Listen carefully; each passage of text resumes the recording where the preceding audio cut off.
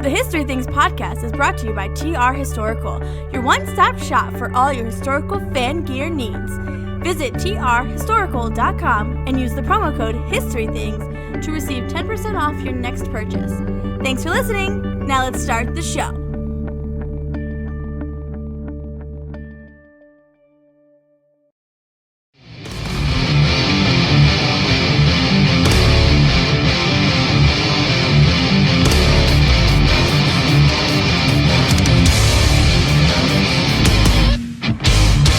Are you ready?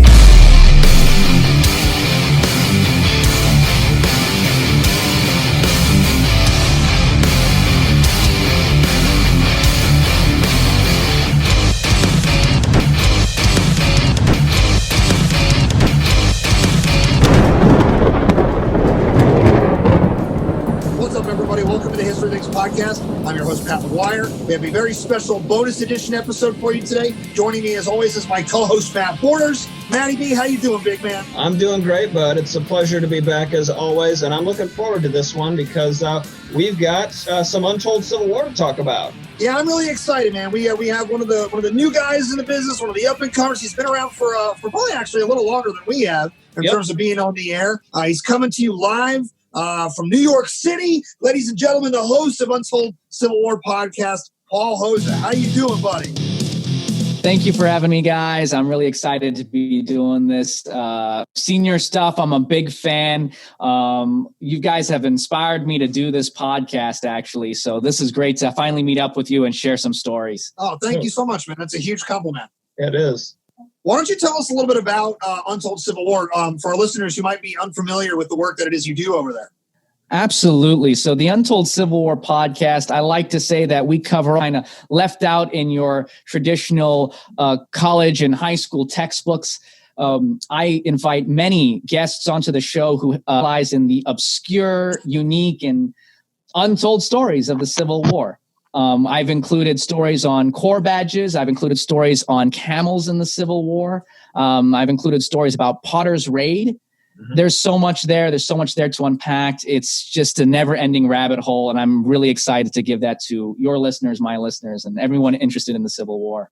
Got a great program. I mean, I've had the pleasure of listening to some of your stuff. That Camel Corps episode you did was clutch. You've got some really good stuff you're bringing out there, and we appreciate you being able to come on the show here for the History Things podcast. Absolutely. Thank you for the invite. Thank you. Hey, you're welcome, man. So speaking of rabbit holes, right, let's get right into it. Let's talk about some of our favorite untold stories from the American Civil War.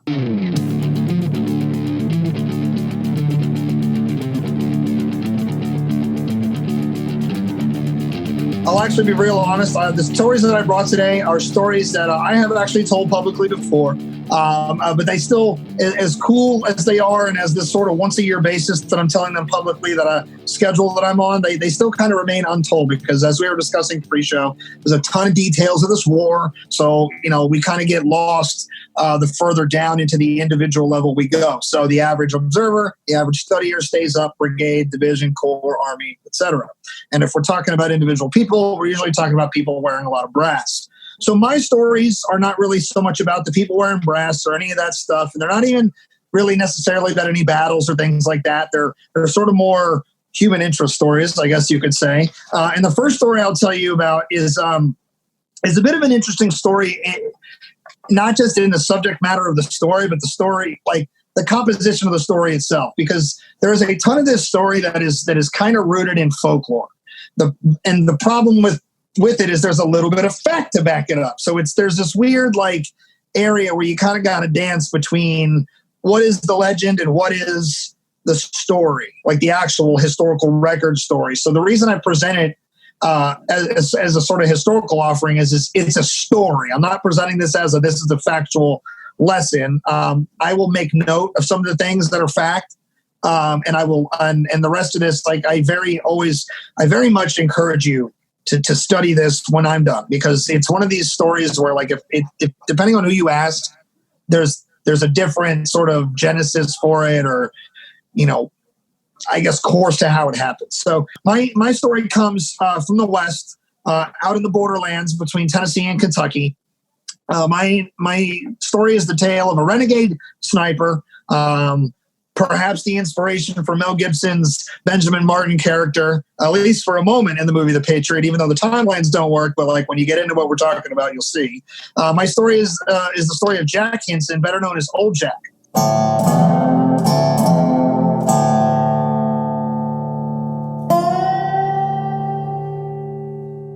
So Jack Henson, better known as Old Jack Henson, was a farmer and slave owner in Stewart County, Tennessee. During the American Civil War, Henson would lead a small group of Confederate partisan scouts that operated in the area between the Tennessee and the Cumberland rivers. Though he was active as a scout between 62 and 65, Old Jack is perhaps best known for a bit of like legend or urban legend. There's a lot of mystery surrounding the real life of Jack. And what we know of him comes mostly from a piece of historical fiction, like a single book. So that's where a lot of this, story comes from, weirdly, is like this modern contemporary piece of historical fiction. So take everything we say with, this Jack Henson guy with a grain of salt and do your own research. So here we go. So what is known though about Jack is that he did own and operate a plantation. It was called Bubbling Springs, and he had a very large family. And we're talking about like 10 kids, guys. This guy had 10 kids. I have a 1.5-year-old. I only have one. She is amazing. She is a handful. So I don't know how this dude handled 10 kids. As just parent to parent, good on you. So we know that despite the notion that Henson was apolitical, because that's sort of the way that Jack Henson is often presented, is that he's this apolitical guy. Despite this notion, the reality is during the time of the 1860 and 61 secession crisis, Henson is very pro, Southern independence, and he's going to vote for it twice. In 1861, Tennessee is going to hold elections in February and in June, I believe, and he's going to vote, according to the Dover County records, yay in both of those elections. So for a guy who's apolitical, he's certainly got, a political stance. So you can see where this already is kind of like, pulling you in two different directions. We also know that in addition to Henson's partisan service during the war, at least 2 of his sons are going to take up arms against the Union as well. Now, before we get real into this story, some of the things about Old Jack that are definitely true. Firstly, when the war broke out, at least militarily in 1861, Jack does try to stay out of the war. While being pro-Confederate in terms of belief, he's not really into the actual fighting, and he does want to sort of stay out of that. So he's kind of like operating like a lot of people in the border regions of Tennessee and Kentucky, whereas Kentucky as a whole is kind of just trying to stay out of it. He's just kind of like, stay over there, but go south.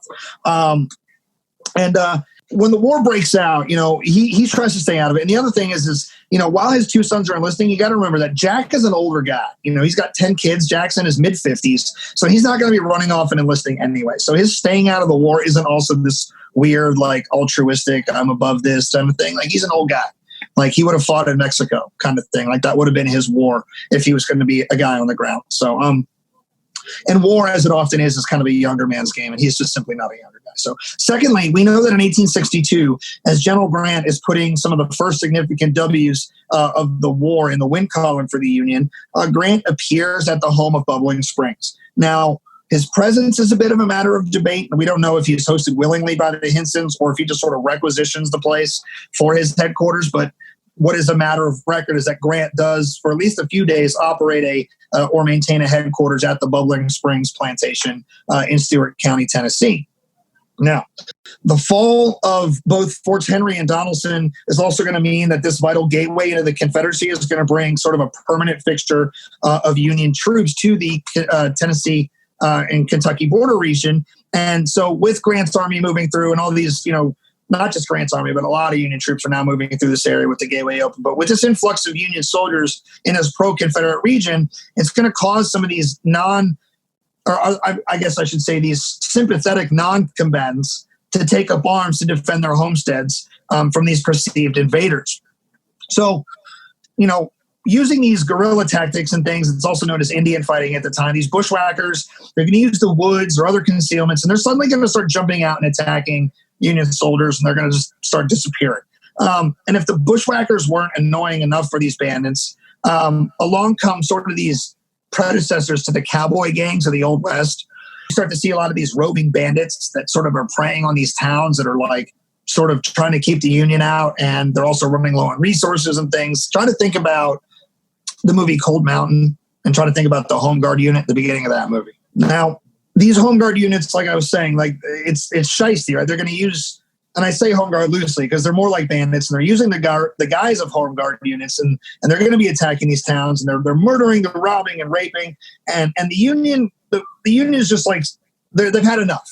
They can't separate, who's these legitimate Confederate partisans from these just like evil, murderous bandits, and they decide to sort of adopt this new policy. So just so we're very clear, the Union Army is just going to sort of institute this like policy of apprehension and execution without trial. There is no habeas corpus. It's just kind of like if the Union Army catches you and suspects you of being a bushwhacker in this border region where the army is moving through and these people who had tried to stay out are now kind of galvanized and taking pot shots at guys. Now, if we catch you and we think you're bushwhacking, they're just going to tie you up and shoot you. There is no court for you. There is no jury. It's just over. Welcome to the war. Obviously, that's not a very popular policy in place, but that is the policy that is put in place. And this is the stage for the story of old Jack Henson.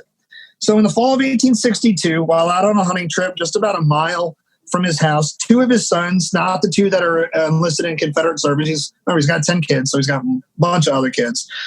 Two of Jack's sons were arrested while on a patrol. Were arrested by a patrol from Colonel William W. Lowe's cavalry. The boys, they're armed at the time because it's a hunting trip, right? And they're of age. I think one is 22 and one is 17. So, when sort of caught red-handed out hunting, it just looks bad, right? There's these two boys of fighting age. They're both armed, and they're in an area where Union soldiers have had shots taken at them. And so it just doesn't look good. So they're going to be tied to a tree and shot. This policy is swift. There is no conversation about it. It doesn't matter who your parents are, kind of thing. And so these two boys are arrested and they're shot. And at this point in the story, we shift into some sort of crazy Hollywood movie that has elements of like medieval lore and some like strange revenge plot. So the story, as it's often told, can be found in the work of historical fiction, is that the boys, after they're shot, they're then dragged by horses back into town. We're talking like the Dover courthouse area. Their bodies then paraded around the courthouse square. I'm guessing this is some sort of like weird flex to show the Union Army's like seriousness in terms of like, screw you, guerrilla fighters, we're not playing around. And then inexplicably, we're going back to the time of King Henry here. The remains are decapitated and the heads are brought back to the Henson estate. And so now we've just gone 0 to 100 real fast. And from this point, allegedly the whole family watches as some nameless lieutenant mounts the heads onto the gateposts. And before I continue, let's be clear about a few things here, guys. There is no corroboration or real evidence to suggest that the Union Army did time travel back and become King Henry VIII. After the execution of the two boys, war that manifested such incredible savagery, this would have been crossing some major lines.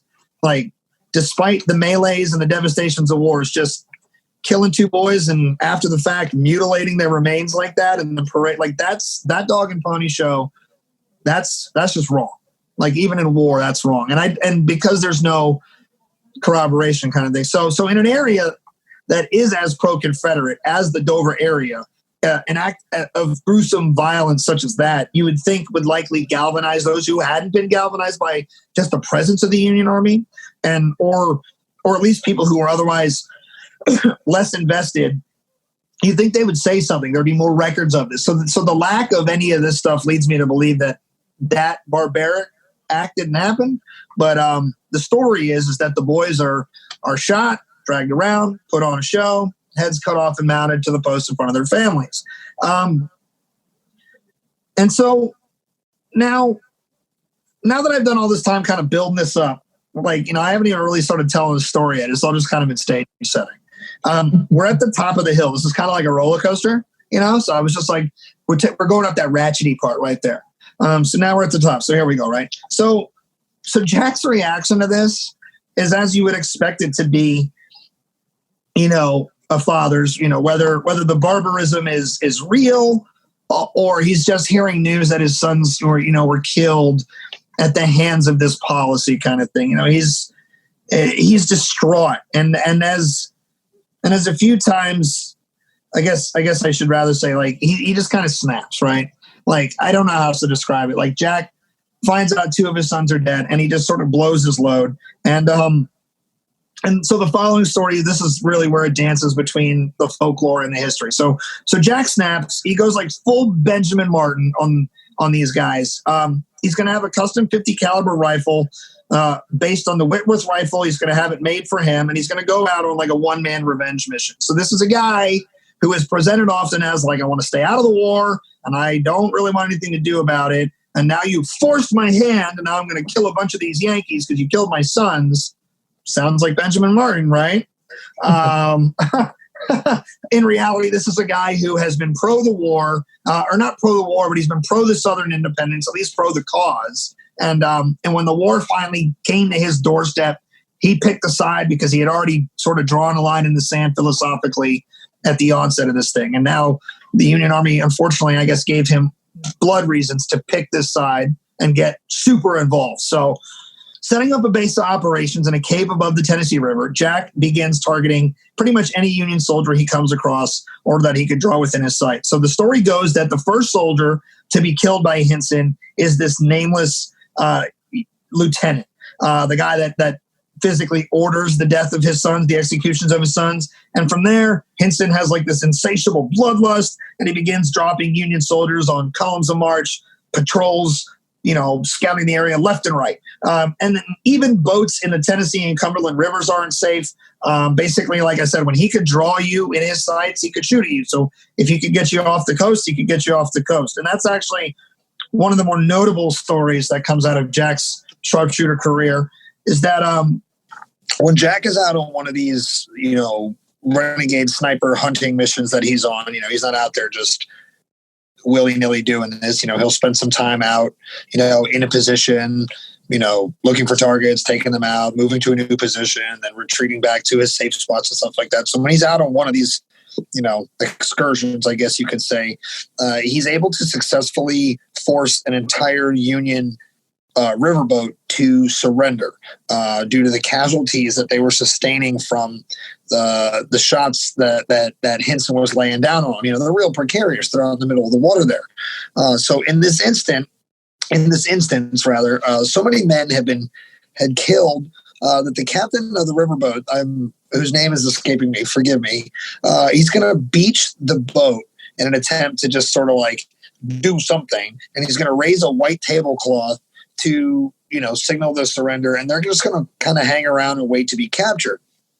Now, Henson is said to have been extremely humored by this, but, obviously he's not a complete idiot, I guess, and knows that he's one guy who's hidden in the woods and things like that. So he's not about to go make himself known down on the riverbank to these, Union troops who definitely outnumber him, because when he shows up and is like, I got you, there will be easily, a turning of the tables, you could say. So as it goes down, as Henson kind of sits there and he observes the scene, and these Union troops are all just kind of waiting around with their hands up, and Henson kind of, chuckles and then gets on out of there. After some time, the federal forces, they're really becoming aware of this renegade sharpshooter due to the higher than normal, or like the unique amount of deaths or casualties that are happening or befalling their troops in this region. And once they've sort of connected the dots, to send a message to the elusive old man from Bubbling Springs, the estate itself, belonging to the Henson family, is going to be burned to the ground. Now, quick note, before John Henson goes all Civil War Rambo, Henson sent his family that was remaining at Bubbling Springs out west before he went and disappeared into the woods and became this vigilante sniper. So it's not like the Union Army was just out there killing people's sons and displacing families just for the hell of it. Their family was nowhere near it. The home was abandoned at the time, so they just kind of didn't leave anything for the family to come back to as the message. Now, as Jack Henson's Hollywood movie revenge murder plot is playing out, some of the things that are actually known about Jack Henson are happening. Jack has organized a small group of men to serve with him as scouts for the Confederate forces in the area.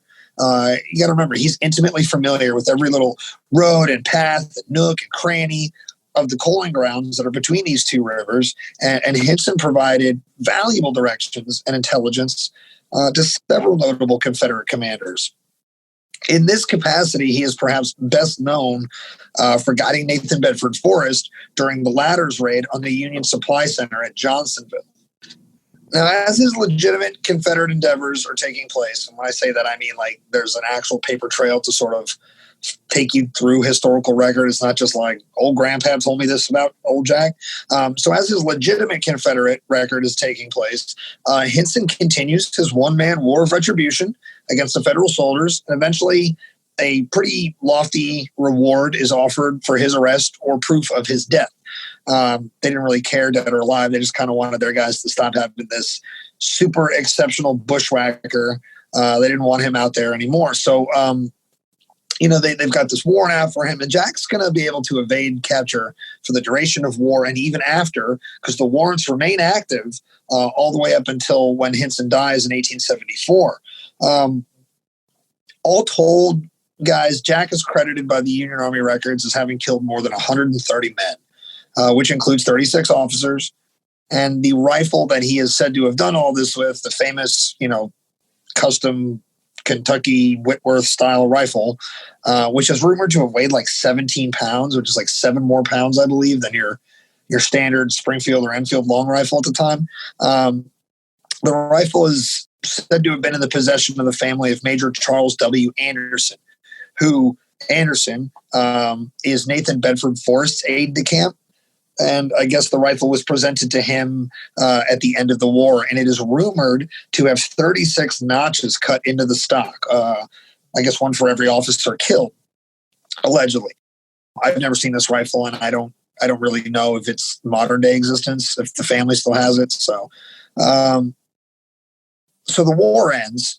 And Jack, with the help of the locals, like I had said, he constantly stays on the move, and he's continuously able to evade capture. And despite the massive manhunt, he's successful all the way up until when he ultimately dies on April 28th, 1874. But Jack didn't just sort of get away with it, I guess you could say. It's a really maybe poor way to describe it, because, remember, the genesis of this whole thing is that Jack lost 2 of his children to being suspected bushwhackers. So I don't really consider that a win, but Jack is able to evade capture. But the war is further costly to the Henson family. So while he's successfully free until his death, the 2 sons that do engage in the Confederate Army activity, just to be clear, one of them is in the actual Confederate Army. The other one is in a more official Home Guard unit, not like Cold Mountain Bushwhacker style. They're in like something like the Logan Wildcats, like the Hatfield and McCoys are a part of on the West Virginia, Kentucky area. So there's some formality to them, but both of those boys are going to die in service during the war, and 2 of his other children are going to die of disease. So all told, the Henson family will lose 6 of their 10 children during the course of the 4 years of the American Civil War. And that sucks, man. So Henson's an interesting story. I like to tell it because it's got some elements of an action movie that'll just kind of make you, get pumped the way we do, like when Mel Gibson goes chasing after that that troop, or that small column, I guess, of British soldiers that are taking Heath Ledger away, and he catches up to him and takes them all out by himself and absolutely tomahawks the crap out of that guy. So, it's action-packed of a story in that sense. But, as historians, you want to get as close to the fact and as close to the truth as you can. And that's something that's really hard to do with Jack Henson, because the waters are murky. There's a bunch of historical fact that contradicts the very famous folklore legend that exists about him. And some people like to stay in the folklore because it's convenient and fun. And other people like to just kind of abandon that and go down the factual path, which kind of strips the story away of any coolness. So I just present that as sort of a, I guess you could say something as a historical story, not so much as a historical lesson. just merely because there's so much that's still up in the air. And I always encourage you to do your own research and take a look at it yourself and come to your own conclusion about old Jack and what he was about. That is the story of Jack Henson. That's awesome. That's a crazy story, and definitely untold. I don't think that's found in most books covering the Civil War. So, well, I'm actually going to stay in the Western theater for my story. This is a element of the Western War that I don't think gets talked about very much. One of my sub-interests in the American Civil War is the Navy, the Civil War Navy. And I particularly have an interest in the brown water Navy, those vessels that are on the riverways out west, the Ohio, the Cumberland, of course, the mighty Mississippi herself. And it would be through that research and interest that I ran across the Elliott rams.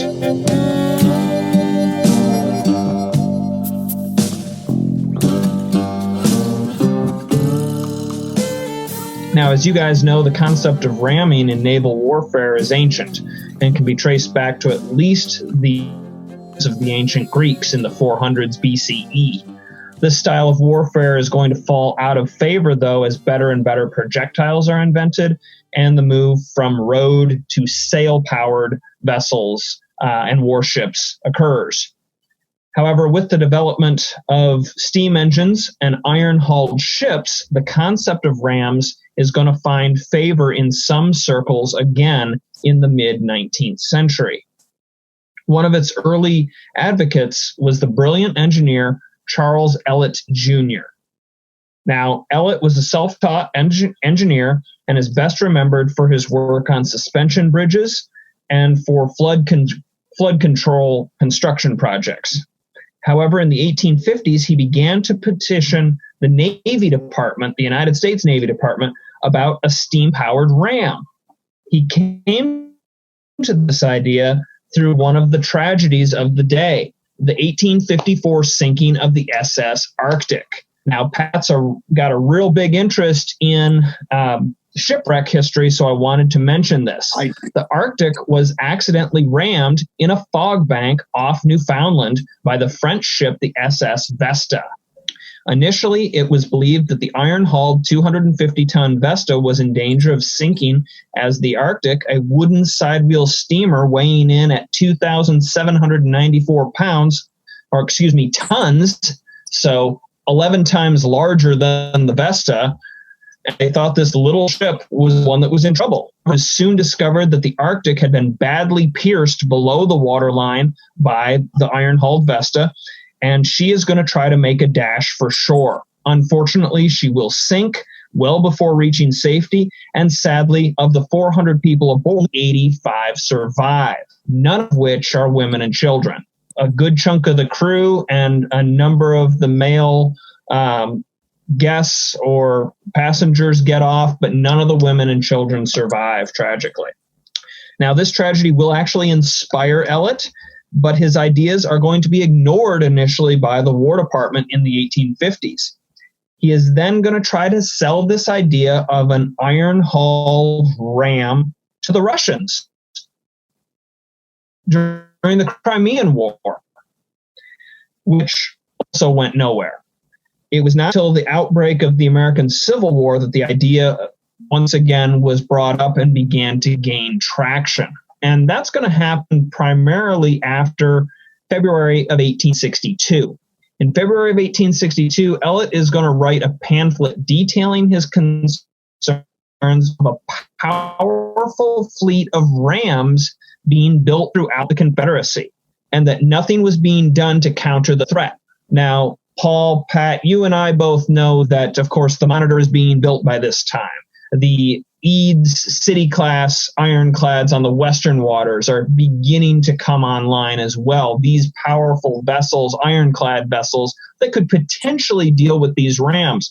But Elliott believes the best response to this Confederate threat are his rams. He wants to build his own. Now, these fears that he has and are put out there in his pamphlet only seem to be confirmed a month later when the CSS Virginia, of course, also known as the Merrimack, played havoc with the Union naval vessels in Hampton Roads, Virginia, prior to the arrival of the Monitor.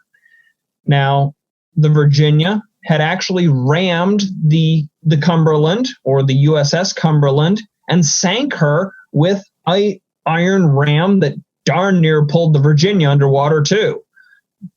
Though driven away the next day the next day after her duel with the Monitor, the CSS Virginia had scared the War Department into action.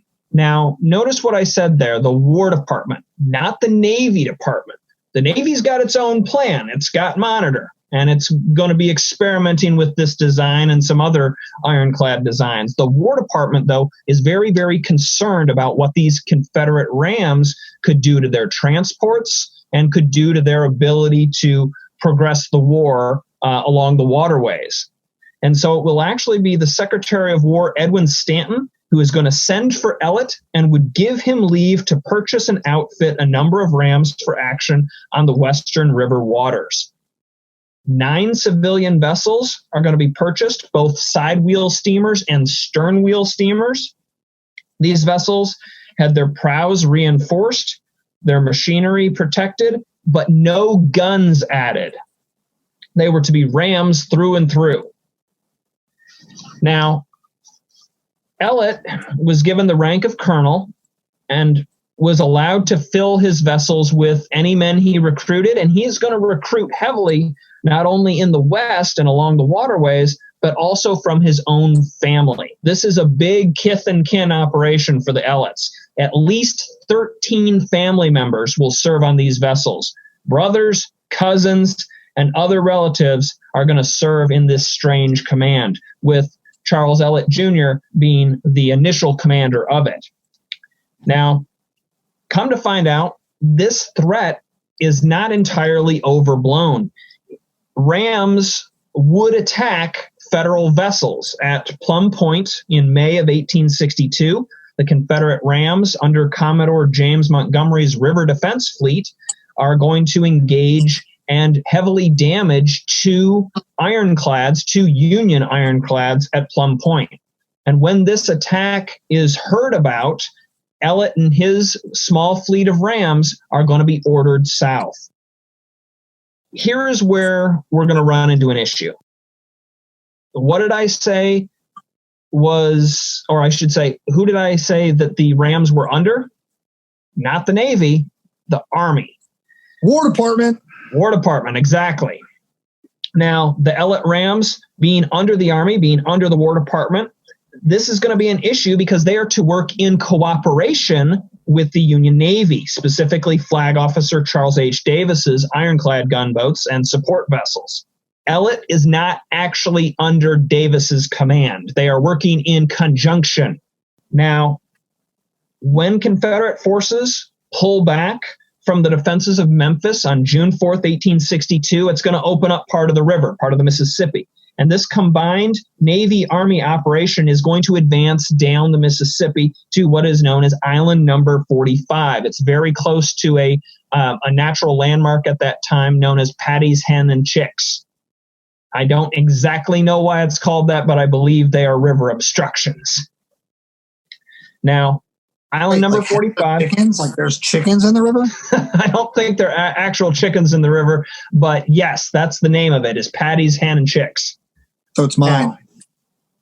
Now, Island number 45 is just north of Memphis, and as dawn breaks on June 6th between 4:30 and 5 a.m., Confederate ships are seen chugging up the Mississippi River towards the anchored fleet. By 5:20, Flag Officer Davis's ironclads are beginning to pump shells towards those Confederate ships. But these are the big ironclads, and they take a while to get up steam, to get moving. It is because of these big, slow brawlers that Elliott sees a chance to show what his rams can do. On board his flagship, the Queen of the West, Elliott is going to wave his hat at his brother, who is commanding the Monarch, to get his attention, to get up steam, and to go. Now, the Queen of the West and the Monarch were much faster vessels than the big ironclads and quickly are going to slip between the lines of ships and begin to move directly towards the Confederate rams and vessels coming up the river. The Queen of the West is going to choose the CSS Colonel Lovell as her target, while Alfred Elliott later wrote that had the two vessels on, it likely would have destroyed both ships. However, the Lovell is going to fall prey to chicken first. It's like a game of chicken happening here, and the Lovell blinks first. It begins to turn away, and the Queen of the West is going to catch her amidships and almost cut that friggin' ship in half. Now, when this occurs, the Monarch is going to actually be struck, it will strike the CSS General Price and force it aground. And it's going to be run aground to prevent it from sinking. So it's also out of action. As this was happening, the Queen of the West is going to be hit herself by two of these Confederate rams. She's going to be hit in both sides by the CSS Beauregard and the CSS Sumter. It was during this scrum, multiple ships striking each other, that Colonel Elliott himself is going to be wounded. He's going to be shot in the knee, pistol ball to the knee, and this would turn out to be the only casualty for the Union of the Battle of Memphis. Now, Elliott's brother on the Monarch is going to go on to knock out the CSS Beauregard, knocks her out of action, and will actually run down the Confederate flagship, the Little Rebel, the CSS Little Rebel. By this point, Davis's ironclads are getting caught up and were making their presence known with their big guns. They're going to blow up the CSS Jeff Thompson and force what is left of the Confederate fleet to flee, kicking off a 10-mile chase down the river. Only one of the 8 Confederate vessels escaped, and that's the CSS Van Dorn, and she's actually going to be scuttled by her crew just a few days later when these ships begin to move down the water again and catch her at anchor. Now, at the end of the battle, the wounded Colonel Elliott sent his son, medical cadet Charles Rivers Elliott, into Memphis to receive the city's surrender. So picture this, guys. Young Elliott here is going to go into the city with just 3 guys protecting him, 3 of these soldiers off of the Elliott Rams. He's going to receive the surrender of the city, or at least a partial surrender of the city. The formal exchange occurs a little while later on, but he will then proceed to remove the Confederate colors from the post office and replace them with the national banner. While this is happening, a mob is going to actually gather and begin slinging stones at him and his comrades, as well as insults. A few accounts actually say pistols were fired at this party as well. Fortunately for him, Charles River Elliott will succeed in getting back to the ship. So he's not harmed in this, but it was definitely a harrowing thing for him to be doing. Unfortunately, the senior Charles Elliott was worse off than initially thought, and he was transferred to the Switzerland and sent back north in hopes that he would be able to recover, but sadly he is going to pass away on June 21st, 1862. Colonel Charles Elliott Jr. passes away. His brother Alfred Elliott was promoted to command of the Ram Fleet and later the entire Mississippi Marine Brigade, which, here's an interesting side note, the Mississippi Marine Brigade is not Navy, and it is Army, yet it's called the Marine Brigade, and they pull their soldiers from convalescing units and guys. So they wind up pissing everybody off. The Navy's mad about having ships and guys called Marines that are not actually under the Navy Department, and the Army's annoyed because these soldiers keep getting plucked out of hospitals and things to be placed on these ships. There'll eventually be a contingent of infantry, cavalry, and artillery involved with the Mississippi Marine Brigade. Charles Rivers Elliott will eventually be the commander of that infantry portion. Matt, does the Veteran Reserve Corps show up out in the West? I know that by this time of the war, they're definitely showing up in the East. So right. They do not. Okay. Right. Yeah, we don't have a Veteran Reserve Corps, or as they were known, the Invalid Corps initially out in the Western Theater. These soldiers are convalescing at various hospitals throughout we would now call the Midwest, and while they're there, recruiters or officers for the Marine Brigade are coming through and say, hey, boy, it sucks to have to march everywhere. Why don't you ride on a boat with us? And boy, does that sound nice. So a lot of these guys join up with the Marine Brigade. Now, like I said, Charles Rivers Elliott is going to become the commander of the infantry detachment, and Alfred Elliott will actually make brigadier general and command the whole Mississippi Marine Brigade as well as the Rams during the war. So this is a really fascinating unit that we don't hear much about. There was a really good book written by Chester Hearn. Sorry, I was just glancing down here at it. But Chester Hearn's book, The Strangest Outfit of All, a very fitting title. Highly recommend that if you're interested in this really niche portion of the war on the Western waters. The battles on the water, the waterborne stuff of the war is some of my favorite stuff. I get so jazzed every time you talk about it, Matt. Oh, no, that's fantastic. This is tough stuff to top right here. This is you guys brought your A game for sure. Well, I'm looking forward to what you have to what you've brought for us, Paul. Let me pull this up right here. So, of course, I know both of you stuck with the Western theater, which is fantastic. I do think that the Western theater doesn't get enough coverage. But if I may, for a moment, take you to the bring attention to the easternmost battle fought during the time of the American Civil War.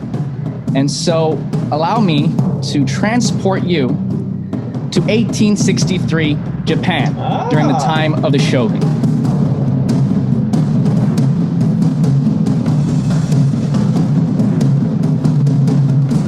Now, during this time, many of you, if you played the game Total War Shogun 2, Fall of the Samurai, you'll sort of know what sort of time period I'm talking about. But essentially right now, Japan does have an emperor, but who's more of a figurehead. Japan also has a shogun who's essentially the head warlord who's in charge of everything. And up until this time, they have been pursuing a policy of isolation, okay? In fact, many of the ships that they build are designed specifically not to leave the coast of Japan. If they do, they end up rudderless. They can end up destroyed. And in fact, some of the first Japanese people to land in America were castaways from such voyages. They weren't exactly immigrants traveling there on purpose. Of course, some of this changes with Commodore Perry. He comes over and he says, hey, America, it would behoove you to open up for foreign trade. The Shogun. And all these cannons are here to help you do that. Absolutely. It's a great inspiration. Yeah. So the Shogun realizes he can't fight the United States. So he does sort of open up his borders. He starts allowing Western books on mathematics, sciences, culture into the country. And this just ticks off the emperor. He feels that the Shogun has turned his back on the Japanese people, and the emperor sends out an edict to expel foreigners from Japanese shores. Coincidentally, soon after that edict, the American consulate is burned down. Coincidence? It's a heck of a coincidence, I think. So one of the clans that takes this closest to heart is the Choshu clan, and they're the clan that has control of the Shimonoseki Straits. This is where foreign ships sail through when they're trading with Japan. And the Choshu have now set up batteries and fortified these straits to prevent foreign shipping from coming through this area. These straits are quite deadly. There's a lot of rocks in the water. And on both sides, there's great hills and ridges on which the Choshu install batteries, artillery batteries, to protect those straits. Ironically, they also purchased the Lansfield, Lanrick, and Daniel Webster ships, which were American-made and out. So I find that very interesting that they did that. Of course, it's only a matter of time till this powder keg explodes.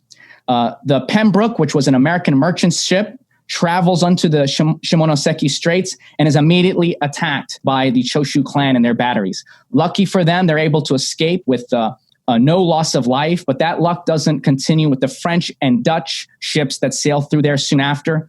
They get hit by the Choshu batteries. They get heavily damaged. They lose some lives.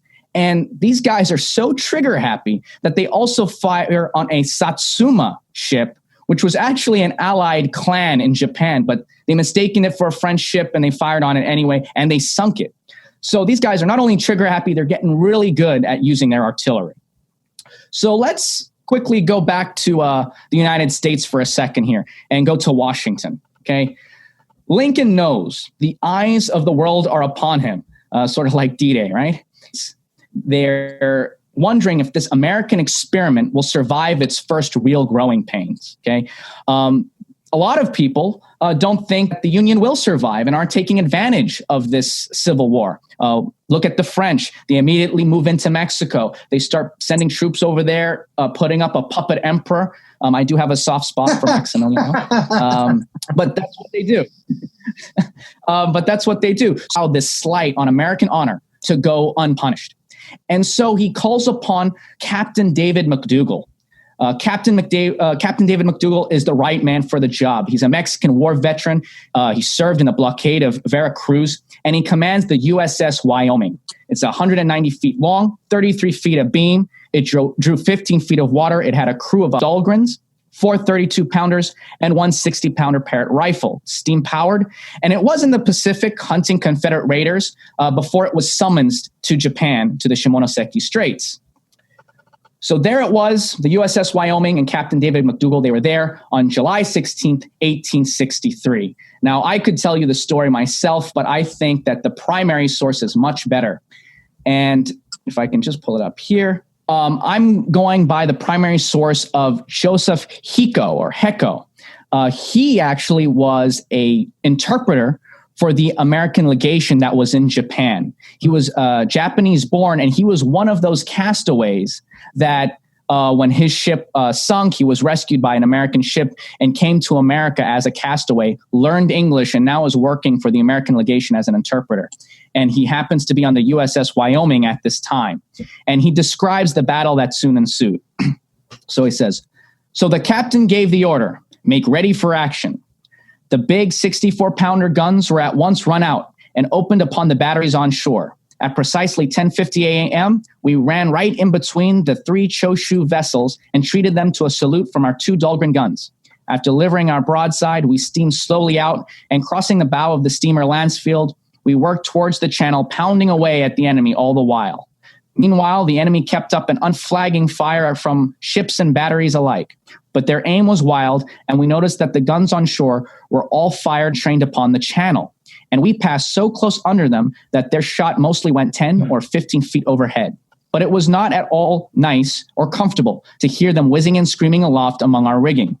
And the worst of it all was that there was no chance of falling back to the rear, for in a fight on a ship, there is no such convenient thing as the rear to fall back to. The steamer seemed to have some dignitaries on board, as we saw that there was the purple awnings with the prince's crest.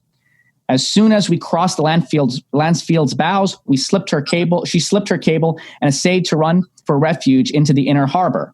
At this instant, the captain called out to the gunner at the 11-inch Dahlgren to fire, but the gunner seemed to pay no attention until the captain had given the order for the 3rd or 4th time. At last he did, and as he was told, and bang went the gun with an ear-splitting crash. And as the smoke of the discharge drifted aside, we saw a great volume of smoke and steam hissing and pouring from the Lansfield's deck.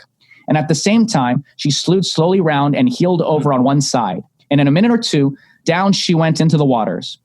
When we saw the steam pouring out of her, our tars gave 3 rousing cheers, fancying that the 11-inch shell had burst within her. And they heartened up wonderfully and went into the fight with all their soul, with all their strength, and all their mind. This lucky shot struck just at the right moment, but this time, several of our men had been laid low or disabled by shot and flying bolts and splinters. The reason why the captain of the gun did not let loose at the first word of command was that he was taking aim at the exact waterline. And when he did fire, he hit the spot to a hair's breadth. He finished the vessel by that single, well-directed shot. It tore through one side of the hull, ripped through the boilers, out the other side, and drove ashore and lodged there without ever bursting. This I learned from the Choshu officers afterwards.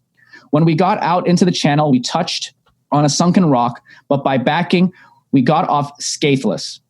While we were between 3 vessels, we stopped the engines and gave them broadside upon broadside. And so little did they like the fare we served up for them that we noticed many of their crews jumping overboard and escaping by swimming. Thus we fought 6 batteries, a bark, a brig, and a steamer. We silenced all the batteries, and as for the brig and the steamer, we sank them. And all this was done in little more than 1 short hour. We ceased firing at 20 minutes after 12 p.m. During the engagement, we fired 53 shot and shell in all. With the results I have mentioned above, the Choshu men discharged 130 rounds in all, of which 22 did actual damage. This hit our rigging, smokestack, and hull and killed 5 and wounded 7 of our men. Wow. So this was one heck of a fight. Wow. And, Captain McDougal, unfortunately, he doesn't receive any promotion. He doesn't really receive any fame. His engagement is eclipsed by, of course, Vicksburg and Gettysburg at the time.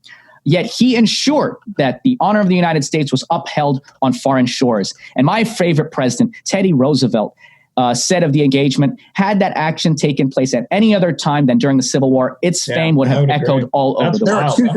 There are two things I take away from that. One is people forget about the fact that there's no war that is singularly just like between 1 and 2 combatants. It is almost every war is an international affair. And our American Civil War shows up in Japan, it shows up in Mexico, and it shows up in France, and it shows up in England. And I think it's really awesome because I think people are more or less familiar with the English and French connections. And sometimes people know about the Battle of Palmito Ranch when, that we kind of spill over the Rio Grande. But people almost never know about the fact that this war spilled over into Japan. In a sense. And so that's an awesome story. And then the other thing is like when you said that these guys, there is no rear, there is no place to go, there is no safe place. I think that people take lightly the violence of a naval or an aquatic or nautical style battlefield whereas ships of the line or ships taking fire from the land. But if you're standing on the deck of a ship and all hell is exploding around you, there is no real place for you to go. And that's why I think that movies like Master and Commander and the TV shows later like Black Sails really get this small detail right about as far as just the damage that the shrapnel of the battle itself. These guys that are dying on these ships you're talking about are likely not even dying from the direct blast themselves, but like something is probably exploding and flying and taking them out. Piece of the hull, splinters, stuff like that. So those are my 2 points. Is one, people forget that even our Civil War is an international affair, and 2, like the violence of an aquatic fight is always taken for granted. I guess people just don't really comprehend its nature. It's nasty. So I guess as we shift into my second story here, we should turn the lights down low and make sure that all the kids know our story. Now, there's not a ton of language in it, and I will absolutely not release anything with cursing. So if you hear me cursing, it'll be me. But I don't think I'm going to curse. But this story is a little bit naughty, which is why we got to pour ourselves a nice stiff drink and turn the lights down low. And I'm going to take you on a journey to Smashville, a.k.a. Nashville, a.k.a. Nashville, July of 1863. So our story directly begins in July of 1863, though. So however, though, a bit of context before we get there. Nashville's the state capital of Tennessee. It's the second biggest city in the state behind Memphis. So one, my story is also back in the West where, as is often untold for Eastern theater stuff, we don't get into the West. So I'm going to stay in the West. And 2, right as you were talking about, Matt, and your story talking about the fleet and the fall of Memphis, this story is sort of happening simultaneously and in the following weeks of that action. So some of the same groups of guys, some of the same command. If you really get into the structure, you'll see some of the same names between the 2 stories. However, Nashville is also the 8th largest city in the Confederacy as a whole, and it surrenders to Union forces early in February of 1862. It doesn't surrender early in February, but early in the war. By February of 1862, we've really just kind of gotten going, but Confederate capitals are already fallen. So as I said, it's the first Southern capital to fall during the war, and the events leading up to its surrender and occupation opened a vital gateway for the Union Army into the Southern Confederacy, as I had mentioned in my first story. So following the 1862 Battle of Shiloh, most of the significantly sized Confederate forces, they're going to abandon Tennessee until right around 1864. Cavalry under Nathan Bedford Forrest and John Hunt Morgan are going to remain in the area, and they're going to continue to harass and raid the federal garrisons and supply centers throughout 62, 63, and 64. And in response, the Nashville defensive network is going to be really built up. Think like the Civil War defenses of Washington, forts, artillery placements, rifle pits, etc., things like that. And in Nashville, we're talking forts like Negley and Granger. So just remember, if you're hanging out in downtown Nashville and somebody's talking to you about a Civil War fort and you're thinking, oh, I'm in the South, this isn't a Confederate fort. Most of the forts you can go and visit today in Nashville and around Tennessee are Union fortifications that were built after the occupation of the Army there in 1962. Now, as the summer turns into fall of 1862, you have Don Carlos Buell, the Army of the Ohio, is sort of occupying Nashville right now with a good number of guys. And this is a town that is, it's got people left in it, I guess you could say, like as happens in all these pop culture movies or whatever. Like the army, the opposition army is coming, so people are going to flee, but not everybody flees. So there are people that remain in Nashville as the Army of the Ohio moves in.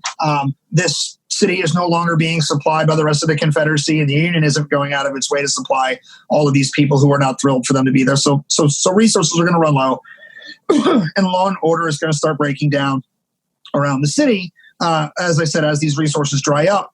And in October of 1862, Major General William Rosecrans is going to exacerbate things by moving in his Army of the Cumberland into Nashville. He's going to bring 50,000 guys with him. So, like I said, the resources are already strained. The Army of the Ohio is already there. There's 50,000 men coming in now with the Army of the Cumberland in addition. And this influx of men is just going to create all sorts of headaches for the Union command structure. But there was one particular headache that is especially worth talking about during this time. So, Paul, I will ask you, what is the world's oldest profession? Oh, that's a tough one. It's got to be prostitution there, huh? It is 1,000,000% prostitution. Bingo. So the prostitute population of Nashville, Tennessee, prior to the war, was somewhere right around 200 women of the night. And by 1863, at the time the Army of the Cumberland is marching into town, there are more than 1,500 prostitutes in Nashville, and this number is going to continue kind of growing. Furthermore, they can all be found in one spot in this single 3/4 mile stretch of town that is known as the Smokey Row. So, yeah. And so you have an army moving into town, and it's becoming stationary for the first time in a while. You have things like downtime. Back pay is catching up to these guys, and coupled with the fact that there isn't much to do in a town that really doesn't want you there to begin with. Because remember, Nashville is not one of these weird Virginia border towns or Maryland border towns that could go either way, and maybe you see Unionist sentiments in Virginia or whatever. Like, we're talking Tennessee, we're talking Nashville. This is a southern town, and they don't care about these Yankees occupying their city. So these soldiers don't have a lot to do, and these 1,500 women or so quickly become one of the only, but certainly a favorite endeavor of the soldiers. So what is the headache then? Well, idle time in most situations, whether in the army or not, creates an opportunity for mischief.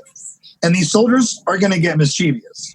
These soldiers are drinking. They're getting rowdy in town. They're having dust-ups with the locals. But the real big headache is the venereal disease that's running rampant through the ranks of the Army of the Cumberland. Syphilis, worse than a chlamydia, college campus. Yeah, exactly, right? Think about every frat boy. Now you have an army of frat boys. The Union Army of frat boys is occupying Nashville. But you have syphilis, you have chlamydia, you have gonorrhea. They're afflicting these soldiers at an exponential rate. And you might ask, well, why is this a headache? Well, some of the symptoms of these afflictions are pain in your abdomen, in your pelvis, in your testicles, high fevers, strong fatigue, among a lot of other ailments that are going to seriously hinder the ability of someone to be very active, much less do fatigue duty, like building up these forts, or more importantly, fighting, because this is a war. Now, like I said, Nashville is a major Confederate capital, and it fell early in the war. So imagine the symbolism of retaking the city, rather. What if a sizable Confederate force threatened the city, and then a third or half of the army, the Union Army that is down with VD, and they're unable to defend? I was like, now this presents a couple what ifs. And if you don't know how I feel about what ifs and what if scenarios, let me break it down for you real quick. What ifs are a lot of fun, or they can be fun, but they're also real dangerous. And often following the train of thought down the rabbit hole takes us far, and sometimes very far from fact. reality, the historical record, whatever. And it's the facts and historical record that really matter the most. So exercise your what ifs carefully. So to proactively address this growing concern, Brigadier General James D. Morgan, who's in command out at Murfreesboro, is going to order Provost Marshal George Spalding, Colonel George Spalding, to come up with a solution. Matt, kind of explain to me real quick why it's Morgan that issues these, because my understanding is that it's actually General Grainger who's in command of the District of Nashville and the Middle Tennessee. So why does this order come from Murfreesboro and Morgan? Right. Grainger is absolutely in charge of Nashville, but Morgan had been in charge there first. And Morgan actually predates his commission by 2 months over Grainger. So even though they're both brigadier generals, they're both commanding division scale forces, Morgan is actually the higher ranked of the two. And so he had actually begun this process of trying to figure out a way to deal with the venereal disease and the prostitution in Nashville prior to him being shifted over to Murfreesboro. And so he just is making sure the job is getting done prior to his leaving and immediately thereafter. So Morgan's the guy who issues the orders, and they finally get the ball rolling on what they're going to do about this. And the solution was pretty simple. Let's just remove all the prostitutes from the city. Sounds easy, right? Well, we'll just round them up and we'll take them out of here. Except while we're laughing, this is actually the plan that Spalding comes up with. Like, he's just going to round them up and get them out of here. So prior to landing here, they've tried to arrest them. They threatened to arrest them, things like that. And this did very little to discourage the women's work. And so this literal roundup and drop off is ordered. And believe it or not, this was actually attempted earlier in the year on a smaller scale, albeit, but it proved ineffective. The prostitutes, they were taken just outside the city limits. And they're going to be kind of just dropped off. Like, imagine like a cartoon, somebody drops you just to the other side of a sign, drops you off. And then they're like, don't come back. So what do you think the women did? They came back. They just came back. Right. Good job. You took them so far. So they just came back. So how would Spalding be approaching this task in July of 1863, having already tried this thing? Well, easy. We'll take them further than the city limits. A lot further. Louisville, Kentucky. So up the river, out of jurisdiction, out of state, out of sight, and out of mind. Not our problem anymore. That's sort of how they're done to do this. Like, quite literally, they're just kicking this one like down the road, but like up the river. They're just making this somebody else's problem. Modern problem, modern solution, Exactly. Right. Spalding's a genius. So to accomplish this, Colonel Spalding, he's going to requisition the use of a side-wheeled steamship named the Idaho, which is captained by a veteran riverboatman named John Newcomb. Now, real quick, John Newcomb is a civilian. He's not in the military. His title as captain is not a military rank. So think like Captain Smith of the Titanic or the captain of the Love Boat or whatever. Like, it's just he owns the boat, so he's the captain of it. He's not in the military. So while we're talking about colonels and generals and lieutenants and captains, he's not a military guy. So as expected, the ship gets requisitioned, and Newcomb is not happy to see his ship commandeered, and he becomes especially pissed off when he learns of the sordid nature of his passengers. Newcomb filed numerous official complaints, basically worried that his ship, his name, and his reputation would all be besmirched, and he would become no more or less or be associated as the floating whorehouse. So Spalding's real happy right now. So Newcomb's real happy right now. And so Spalding is going to get these complaints, or his office or whatever, but basically they are unmoved by these complaints that Newcomb's filing, and he orders between 110 and 150 prostitutes to be boarded onto the Idaho, which an aptly named ship, and sent I'm glad up you the river. said that, because I was thinking it. It's all about timing and delivery. And when I was writing this out, I was like, I don't want to say the joke right away because it just, you got to get it in later. So yeah, but I mean, ridiculous. We're putting a bunch of prostitutes on a ship called Idaho. So can't make this stuff up, folks. This is history right here.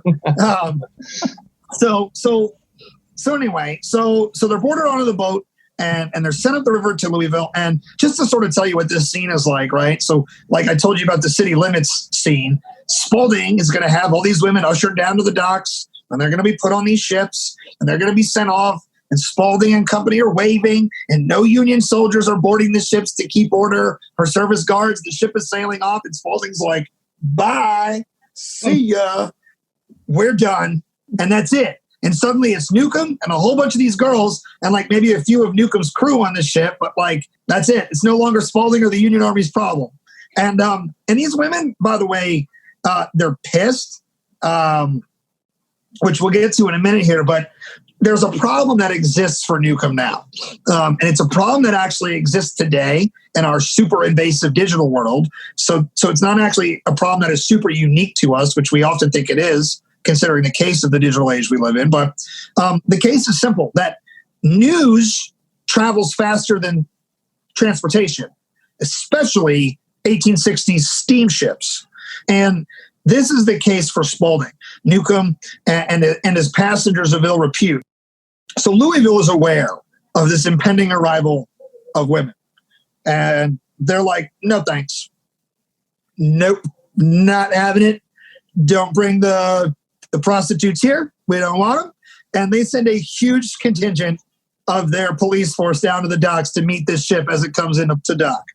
And they're there to basically send signals that say, hey, you're not offloading. So they're sent there to prohibit Newcomb from docking. Whether you dock or not, you're not offloading here, buddy. So if you pull up to the dock, great to see you. You're not getting off the ship, you or anybody. So Newcomb's like, all right, now what do I do? And so he sends message to Spaulding. He says, this is what's up. I'm sort of getting, blackballed here by the police. And Louisville are saying I can't do this. And so Spaulding's like, got a great idea. Go further. So the Idaho and the women of the night are all going to be continuing up the Tennessee. I don't know if it's Tennessee. It's definitely the Cumberland rivers and one other river. But they're going to head, maybe it's the Ohio, Cumberland and Ohio rivers. Right, because they end up next in Cincinnati. And same thing, scene repeats itself. The police force is aware. They're like, no. They shut it down before the boat's able to dock. And so they rinse and repeat this attempt. They just keep getting further and further out. They try to dock. It doesn't work. They try to dock. It doesn't work. And eventually, Newcomb, like most rational people that have tried and failed at something a bajillion times, they're just going to give up. And he's tired of this. He doesn't want to be doing this anyway. He didn't sign up for this. Essentially, the government told him, this is what you're doing with your boat. And so now it's not working. He says, screw that. So he's going to turn around. He's going to head back to Nashville. The end, right? Not even. Firstly, Newcomb was basically only in charge of the steamer itself, and that was about it. The Union Army had borrowed, and for those of you listening on a podcast, because this is not a video, you can't see me air quoting, but I'm putting borrowed in quotes, because you know how the Army requisitions things. They just say, hey, thanks for that. We'll talk about compensation later, maybe. So thank you for your patriotism. Yeah, exactly. Right. Do your duty. So Newcomb's in this position, and so his ship and his passengers, his passengers especially, they're very unruly. And as I said, right, like in this situation where the ship is being borrowed and Newcomb is pissed, the thing that we haven't really touched on here is the women that are pissed, because when they are put on this boat, they are put on against their will. Like they're not being asked, hey, do you want to leave the city? These women are making pretty good income. I don't really know a lot about the lifestyle of a prostitute in the mid-1860s, but I would surmise that with an army in town, they're living as comfortably as they're going to live in that kind of environment because of the consistency of income and clientele. So business is good. Why the hell would I leave kind of thing? So they're not happy to have been put on this boat. And once they're put on this boat, the conditions aren't great. There's 150-ish women crammed onto a steamer that's probably rated for about 80 to 90 with people. And the facilities are going to start failing. The plumbing backs up, stuff like that. There's really bad food rations. Like Newcomb wasn't planning for all this, so his ship wasn't totally prepared to handle all this. So the women, the crew himself, like not everybody's getting fed all the right stuff. The medical care on the ship is really crappy. And like people do when they're highly stressed out and they're blowing off steam a lot, they get kind of destructive. And John Newcomb's ship is going to take a beating at the hands of these prostitutes. They're going to be breaking furniture. There's going to be holes in the wall, mirrors, lamps, pictures, ornamentation is going to be damaged or destroyed. When the Idaho docks back in Nashville on August 3rd, 1860, is going to immediately start absolutely badgering the quartermasters in Nashville. And later he has to go right to the War Department for restitution and compensation because of the time that he invested and the damages he accrued to his ship. And to wrap up his story, Newcomb specifically, it'll take him 2 years. But in a letter that was sent in October 1865 from the Treasury Department, Captain Newcomb is going to be awarded a little over $5,000. I believe the exact sum is $5,316.04, which is almost the entire amount he asked for. And before I finish with him, the ship itself, the Idaho, he's going to sink. The Idaho itself is going to sink. So the ship's story ends at the bottom of a waterway somewhere, some river here in the United States. And Newcomb, we have to assume that he's happy with his settlement because there is no appeal. And Newcomb more or less fades into the obscurity of antiquity. There is nothing else significant as far as the war, and we really only have his family history if you get into the genealogy of the Newcomb family as far as like relevance. But our story isn't ending here with Captain John Newcomb's involvement. Remember, he was unsuccessful in offloading his prostitute passengers. And in fact, quite the opposite. He brought them right back to Nashville. So that's going to bring the Union command staff, as well as us, the observer, right back to square one with the original question of what to do with the women who compromised the Army. Well, at this point, General Morgan, General Granger, who by now has been involved, and Provost Marshal Colonel Spaulding, they're all exasperated. The Army's getting sicker, and they can't figure out what to do about this. The town isn't going to help them, kind of thing. So they look. They tried to take them rather outside the city limits. That didn't work. They came right back. They tried to ship them away, quite literally out of state. That didn't work. They came right back. Arresting them didn't work. So what do you do? So the answer for these guys really lay in the mentality of, if you can't beat them, join them. So that's exactly the approach that the Union Army is going to, or the Union Army of the Cumberland, rather. I shouldn't make it seem like the whole Union Army is doing this. Specifically, the Union Army of the Cumberland in Nashville, Tennessee is going to do this. But they're going to adopt this sort of, if you can't beat them, join them approach. And Provo Order number 21 is going to require that all of Nashville's prostitutes are going to report to the marshal's office by the 20th of August for a medical examination and licensing. For those not clear on what that means, it means the legalization and regulation of the sex trade in Nashville, Tennessee, right in the middle of the American Civil War. So the Army is going to organize both Army and civilian medical personnel in several testing locations to conduct these examinations. Remember, there are over 1,500 prostitutes in Nashville. So Newcomb's expedition was only the first attempt at offloading them. So he only has about 150. So when he brings them back, it's not like he brought back all of them. He just brought back some. The rest are still here. So getting this big operation set up and executing it's going to take some time. So the initial examinations and licensing costs for each woman is going to cost $5. And if they're greenlit to offer their wares, they're going to be required to be re-examined once every 10 days at the cost of $1 each for examinations. They were going to be sent to specially designed hospitals that were established and paid for with the exam and licensing fees that were being paid for by all the women, the madams, and like the pimps. So a couple things here real quick. One, this wasn't a federal money grab. $5 was a lot of money at that time. But the responsible use of the monies towards the medical facilities for the women, it kind of just illustrates a lack of nefariousness. Things like that, it just wasn't cheap. So in an area where, again, the local populace isn't going to help you, and let's be real, folks, the federal government's not going to just give you money to pay for, a bunch of hookers kind of thing. Like, although I wonder if political people have ever paid for hookers before. Scandal. The reality is like that they're just not going to pay for that. So there's money to pay for all these operating expenses got to come from somewhere. So essentially the women are now self-funding their business and their licensing and their medical care. Two, the women were never sent to these hospitals against their will. So unlike the 150 or so who were rounded up and thrown on Newcomb's boat and attempt to be shipped out of town, the women that are being sent to these hospitals are going more or less gratefully. I don't know if gratefully, I shouldn't put that in their mouth or those words, but like willingly. They're not being dragged there against their will in most cases.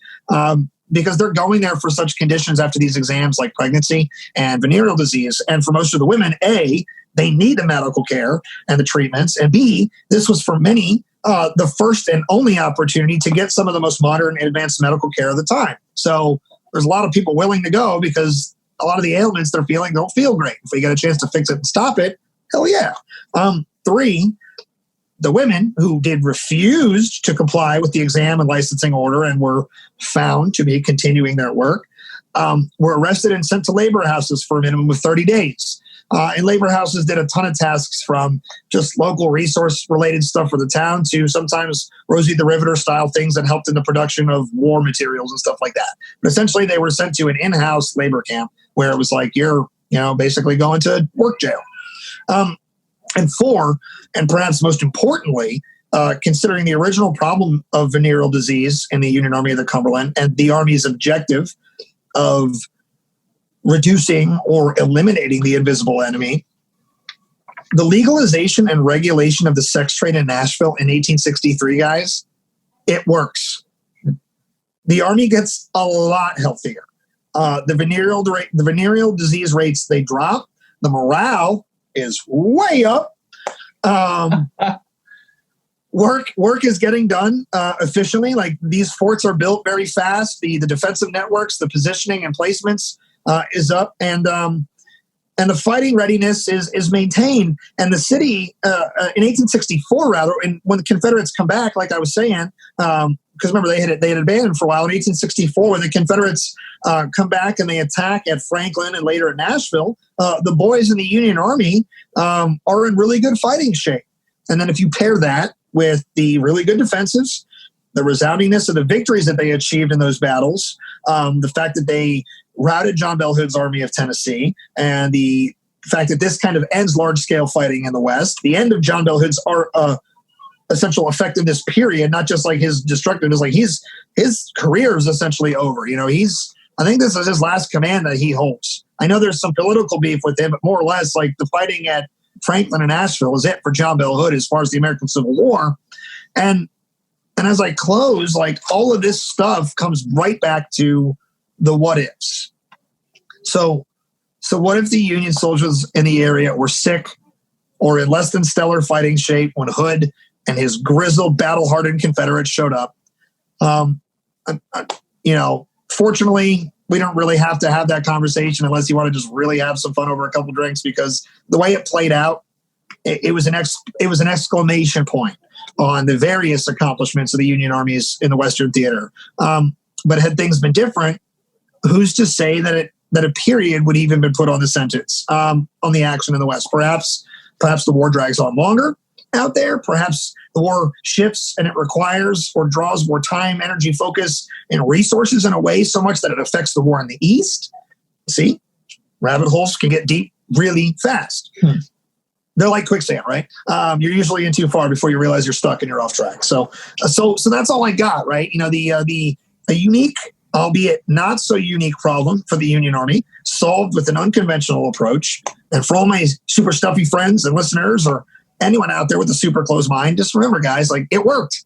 Like you can make a case that it made an impact on the greater good for all in that area at the time. So I don't think that's a story you hear in a lecture at a college in a textbook. And I highly doubt your dad, your mom, or grandpa or grandma told you that one at the table. Yeah.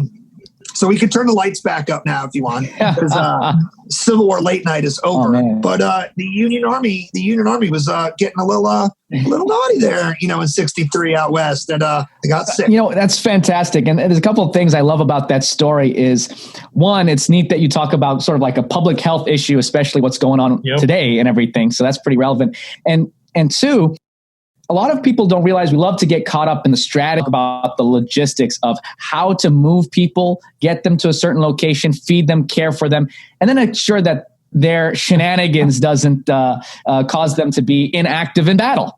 So, that is a huge issue for generals of the day. And so it's people something that we often underestimate the amount of downtime soldiers of both sides of this war have. Yeah. I mean, they meet, they fight, and then they break apart. And when they break apart, there is a ton of downtime. They're not always set up in these huge winter camps, but sometimes they go weeks sitting in one spot. And you can only drill so much, when the drill's over, what are you doing? Sometimes you get bored with just going back and sleeping. Sometimes you get so used to the grind, you're like, all right, well, now that work's done for the day, what are we getting into here, Matt? And Matt's like, so my friend Matt has way too much class to go to the Smokey Row. Yeah, it's funny you should say that, Pat, because one of the quotes that comes out of that story is that supposedly one of these guys wrote that no one becomes a soldier until they've gone through Smokey Row. Yeah. Yeah, I believe it. That's fantastic. Now, we've done a bunch of stories in the Western Theater, and in the case of yours, Paul, in the very far East, but we're going to bring things back to the Eastern Theater of the war for my last story, and we're going to talk a little bit about the USCT, the United States Colored Troops at Monocacy.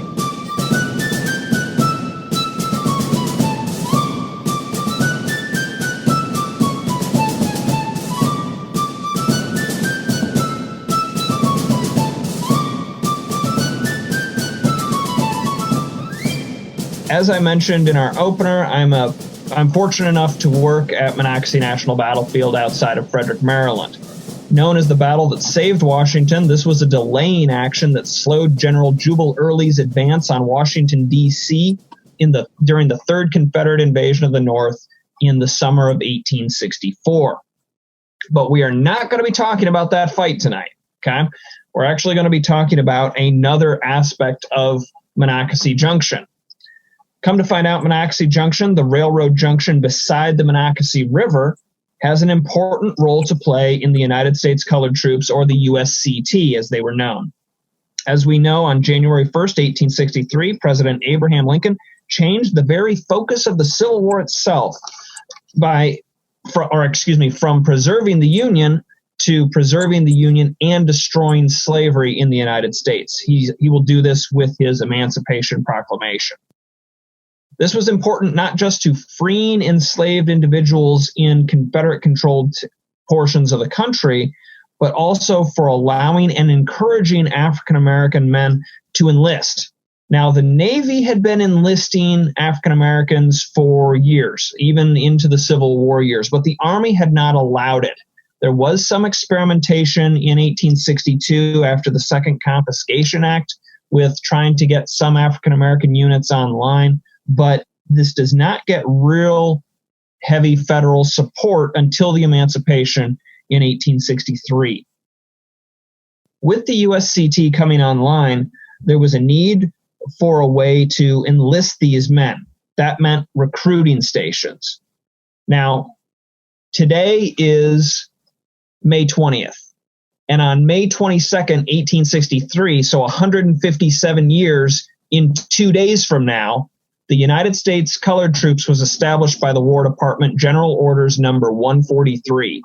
This order not only set up a bureau within the War Department for the USCT, but it authorized the development of recruiting stations. One such station was Monocacy Junction outside of Frederick, Maryland.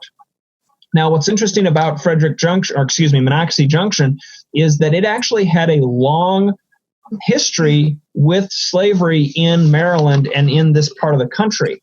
We have, of course, multiple farms surrounding Monocacy Junction, all of which were slaveholder long before the Civil War. In fact, we have the second largest slaveholding population or enslaved population in Frederick County in the early 19th century at a farm known as La Hermitage, better known as the Best Farm. That was its name during the Battle of Monocacy. But La Hermitage had upwards to 90 enslaved individuals on it at one point. This was a big quasi-plantation. Now, the junction itself, the railroad junction, would actually be utilized by Frederick Militia, 3 companies of the city militia that would be organized and thrown onto trains to head down to Harper's Ferry during John Brown's raid in 1859. And of course, that raid, the purpose of it is to try to incite some sort of servile insurrection in the South by Brown and his followers. So all these interesting ties to slavery right here in central Maryland. Now, for the recruiting station that gets developed there at Monocacy Junction, one of the recruiting officers that was active in this part of Maryland was a gentleman by the name of Colonel Krieger. And Krieger is going to let it be known in the Frederick Examiner, one of the local papers, that, quote, "I have no authority or right as to ask a Negro whether he is a slave or a free man. And after he is sworn, I have no power to release him, end quote. Now, he is going to go on to add something of an end note to this, if you will, stating, quote, I would advise slaves not to put their names down, end quote. Okay, but still, to have somebody say in the paper, hey, I'm not going to ask him if he's enslaved or free, and once he's in, he's in. That was a very big deal. And as you might expect, that does not go over well with everyone here in Maryland. Now, Maryland is, of course, a border state. The emancipation has been issued, but it does not affect the border states. Slavery at that time was still legal in Maryland and remained so until November 1st, 1864, after a new state constitution outlawing the practice of slavery would be voted upon. And that constitution barely passes. It passes primarily because of the soldiers' vote, but it would pass after a vote in October and goes into effect on November 1st, 1864. So from May 22nd, 1863 to November 1st, 1864, hundreds of African Americans are going to enlist throughout Maryland, many of them at Monocacy Junction itself, while Maryland still upheld slavery at the time. In fact, the farm on which Monocacy Junction abuts had slaves, just like I mentioned. The best farm during the fight in 1864 has a number of slaves on it. All the farms in the immediate vicinity of the junction are still slaveholding at this time. There is some evidence that some of these enslaved individuals even enlisted at Monocacy Junction. We're still trying to hash out all those details, but it is believed that 2 individuals from one of these nearby farms actually will enlist in the United States Colored Troops right there at Monocacy Junction.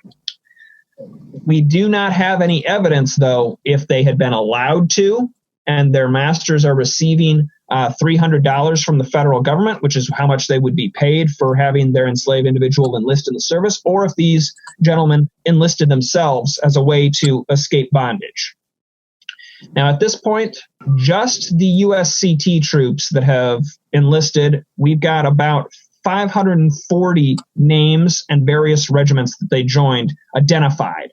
There's also over 100 enslaved individuals for the farms, but if we're talking about just the United States Colored Troops, we've got 540 of them identified. This includes guys that are going to go into famous African-American regiments, such as the 54th and 55th Massachusetts, the famed regiments that were highlighted there in the movie Glory. And of course, give them hell, 54. That's right. And of course, the famed 4th United States Colored Troops, which is going to recruit heavily in Maryland, as well as regiments that have far less renown, such as, but no less importance, I should say, such as the 11th United States Colored Heavy Artillery. We never hear about the Colored Heavy Artillery units, but they did exist. And the 11th is the 3rd, 8th, and 11th would actually recruit a number of men right out of Monocacy Junction. The work on identifying the enslaved of the various farms at Monocacy National Battlefield, as well as the United States Colored Troop soldiers that passed through Monocacy Junction, is ongoing and is just one of many stories that we have only begun to scratch the surface of at Monocacy National Battlefield. And the reason I wanted to touch on it today is because it's not only an ongoing story, but it's one of these things that has been more or less ignored for much of our history of the American Civil War, and the National Park Service and other organizations are trying to bring those stories to light. Pat's done a lot of work with us at Monocacy as a living history presenter, but he's also been a researcher as well for us.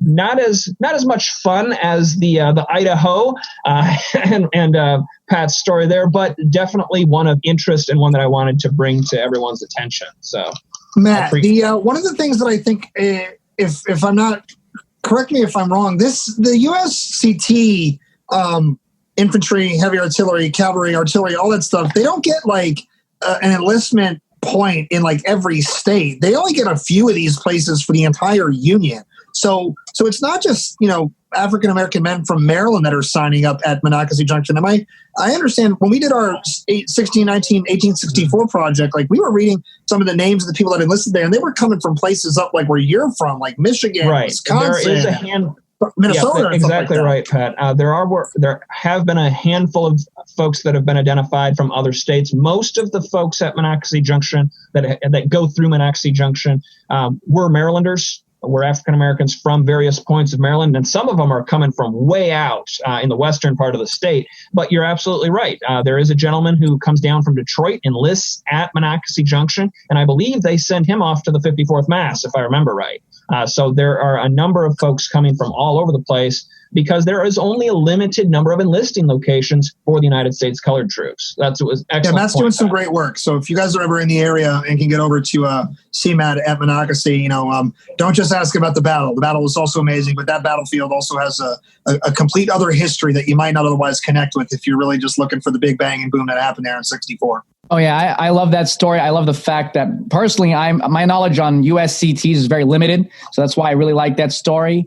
It's something I have to brush up on, and also too, I love that we're getting it right from the source, right there from Monocacy itself, right there. So Thank you for sharing that. Yeah, I love when you tell USCT stories out of Monocacy, buddy. That was absolutely awesome. So I guess we're coming to the end here, right, Paul? So Paul, take us home, brother. Man. All right, let me close this out with my final story here.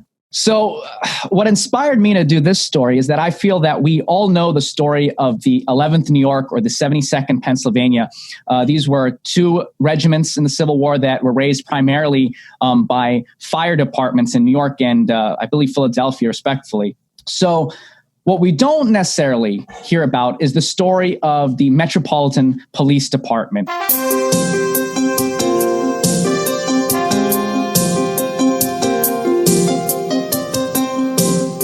Metropolitan Police Department, today known as the NYPD, very close to home because I live here. So just to paint the picture for you, the NYPD back during that time really was a motley crew of individuals. They did not go by the European standard. These guys smoked cigars. They usually had spit and tobacco. And they were some rough guys. If anyone has seen the movie Gangs of New York and know of the Dead Rabbits, the story of the 40 Thieves, the Bowery Boys, imagine having to be a cop, put on a block and told, this is your corner, address your conditions on this corner.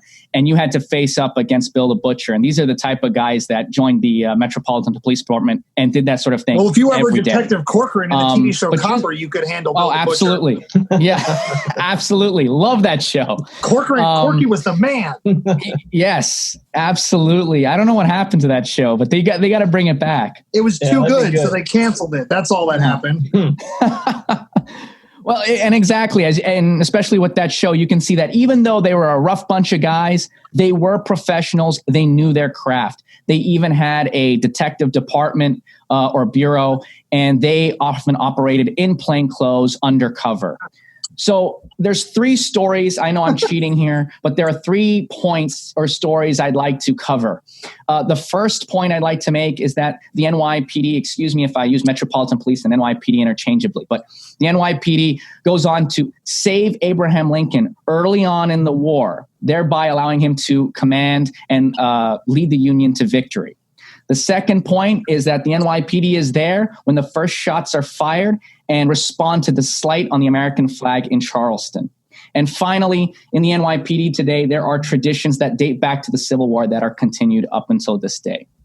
So big claims. Let's see if I can fill those big boots, big claims. I do a lot of work in Manassas. So I know there are firefighters at Manassas for sure. Right. So, we got to hear about the police officers. So let me take you to February 1861.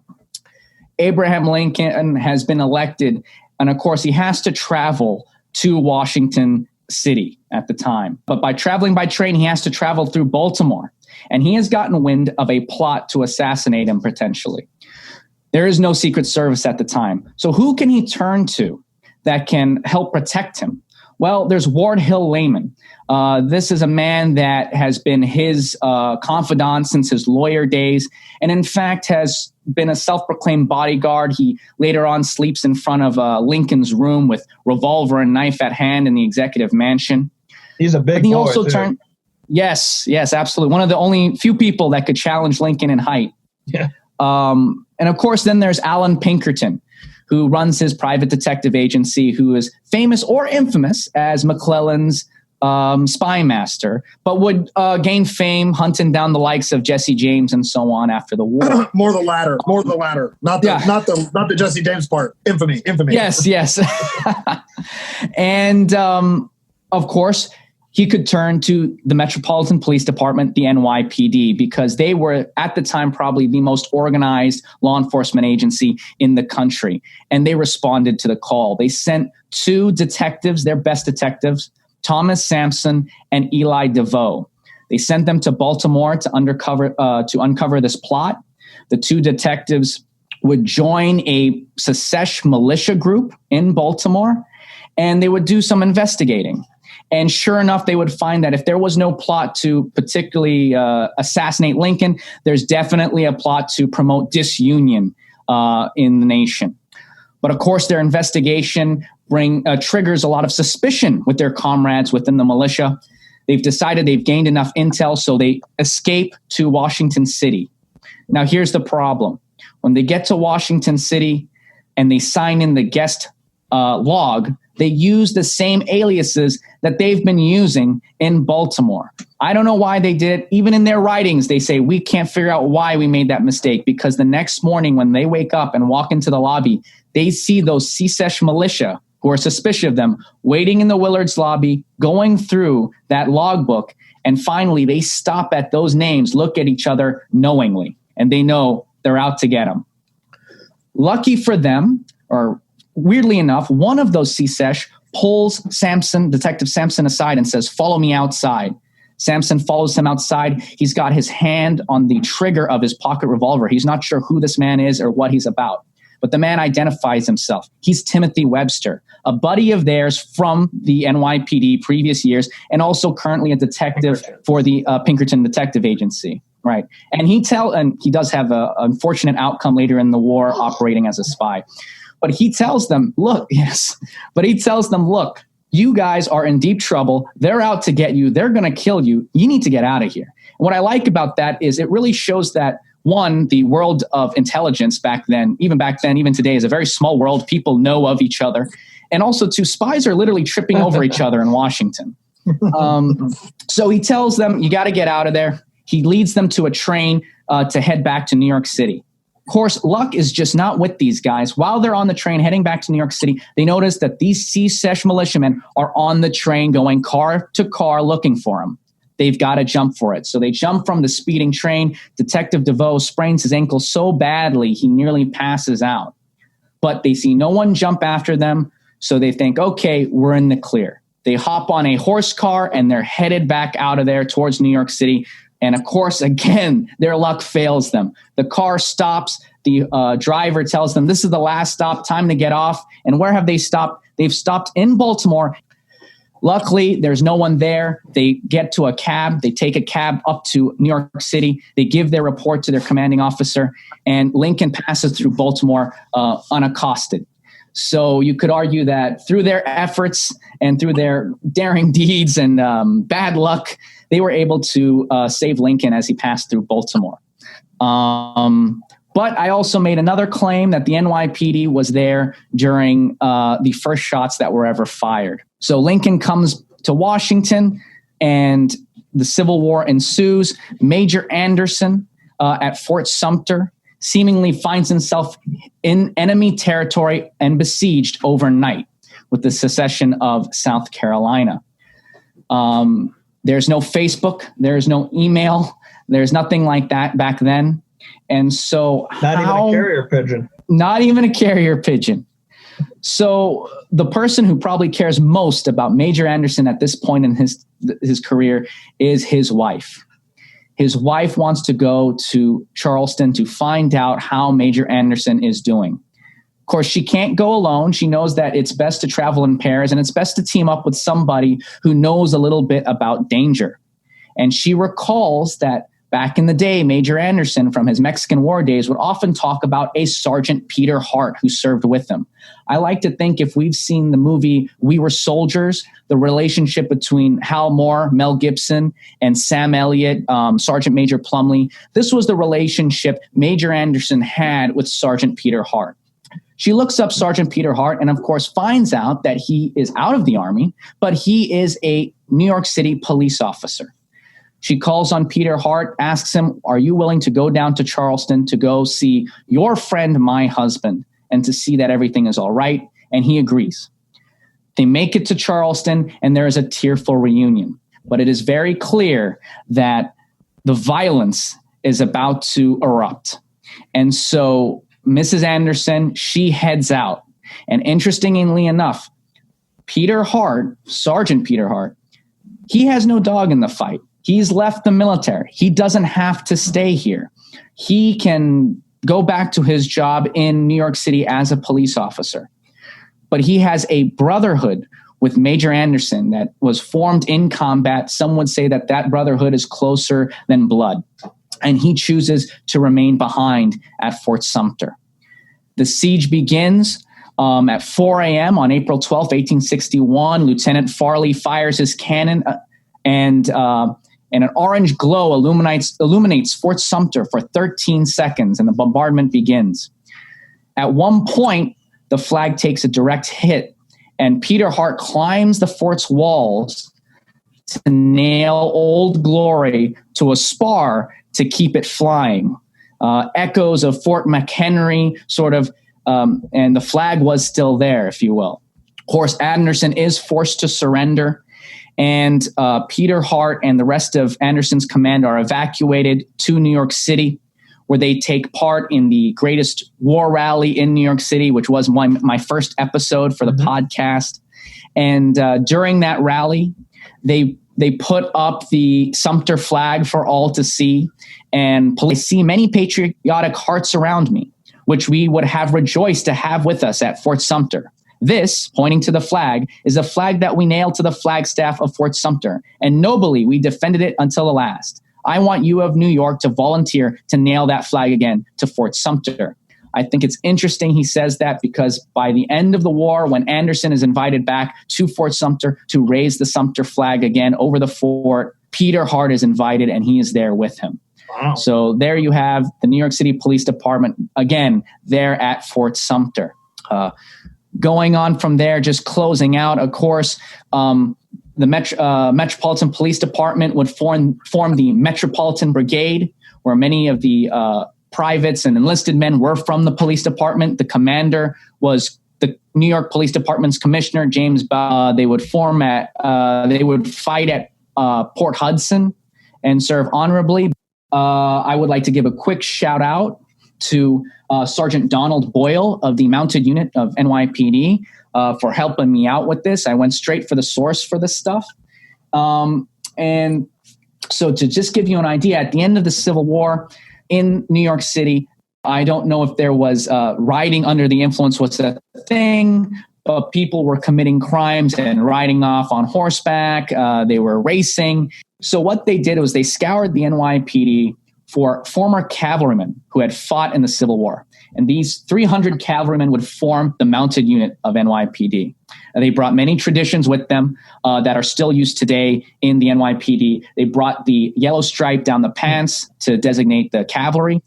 They wore the cross saber. They still wear the cross sabers as their insignia, but the bridles are still the same from the Civil War. Also, the manuals they have as far as training for using horses for crowd control, maneuvers, and also care of the horses, all of that dates that they took and just copy paste, if you will.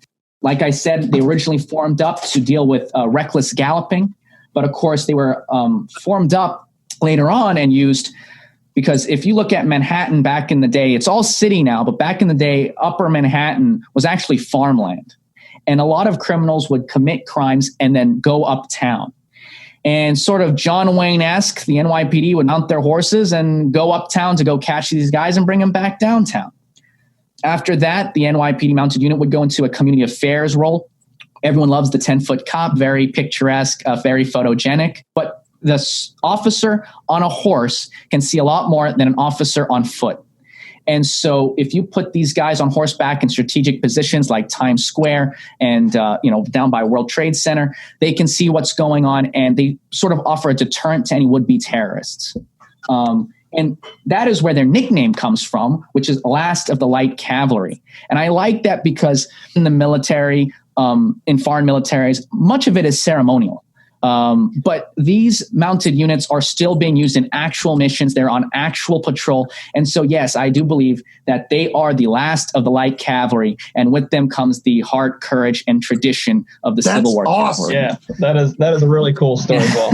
Awesome, man. That's fantastic stuff. I had no idea. I have a strong family history within the metropolitan, or you could say nowadays, the New York City Police Department. I have real quick, counting off the top of my head, probably 7 or 8 relatives that are previously served or actively serving in the police force now. So it's cool to learn that some of the traditions of the war I study the most manifest in their lives today. So real quick, Paul, before we get out of here today, tell our listeners where they can catch up with you, where can they find your podcast, and where can they hang out with you on social media? Thank you. Actually on my Instagram, Untold Civil War Podcast. I'm also on Facebook. I believe it's the same name. And I host my podcast on Buzzsprout. But it is available on most podcast hosts. So please give it a listen, give it a like, give it a share, and get the word out. Thank you. Excellent. Well, for my co-host, Matt Borders, I'm Pat McGuire. This has been the History Things Podcast. Thanks for tuning in as always, and we will see you next time. All right. Good night, everybody. Bye.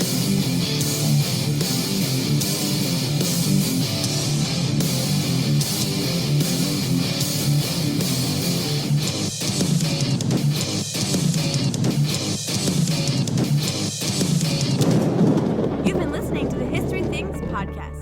Follow the guys on Facebook and Instagram at the History Things Podcast for all the latest news and exclusives. Make sure to also follow Pat and Matt on their social medias at History Things with Pat and at Matt Borders Books.